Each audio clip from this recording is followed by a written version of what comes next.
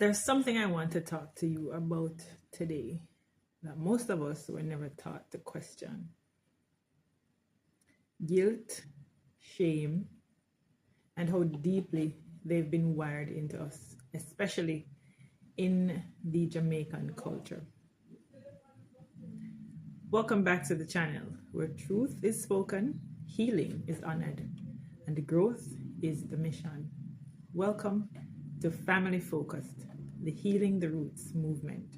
For many of us growing up, when a child did something wrong, it wasn't enough to simply correct the behavior. You had to look sorry. You had to feel bad. You had to embody remorse. If you didn't cry enough, if you didn't hang your head low enough, if you didn't look ashamed enough, the lesson wasn't considered learned. Only when the adult saw guilt and shame on your face did they feel satisfied that discipline had worked. And no one ever stopped to ask what that was actually training us to do. Because here's the truth most people don't realize: guilt and shame are not tools for growth. They are symptoms of survival mode.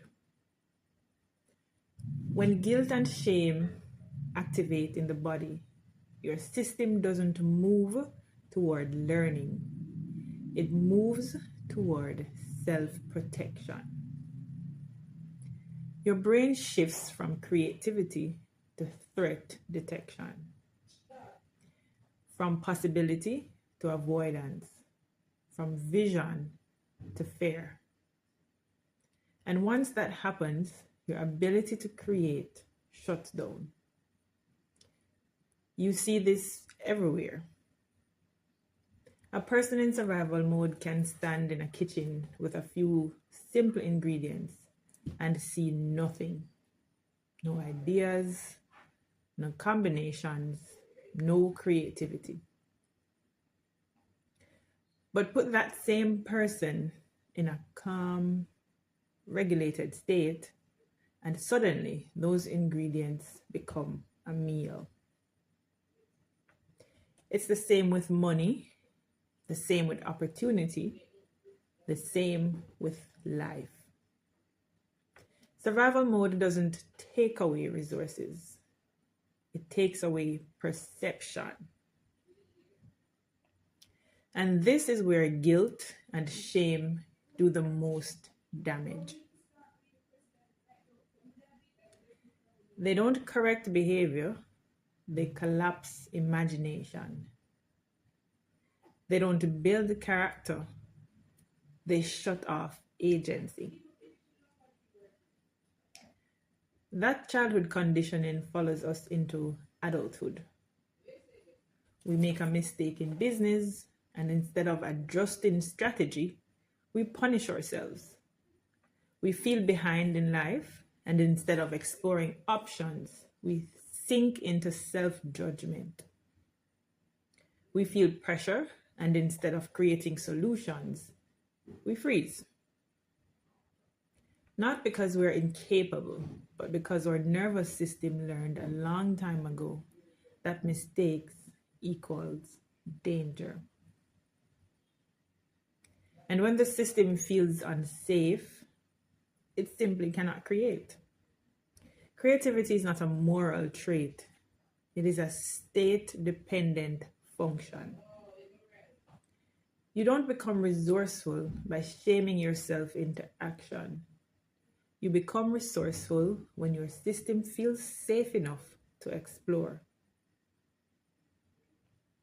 That's why people who are calm can turn very little into something powerful. And people who are anxious can waste abundance.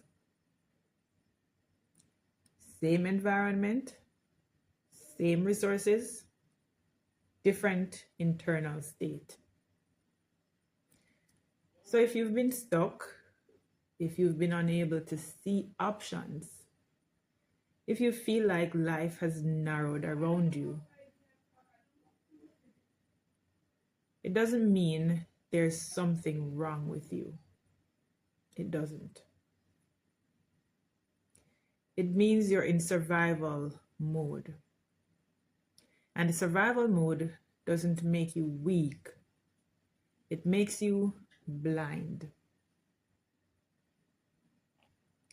The moment guilt and shame loosen their grip, creativity comes back online.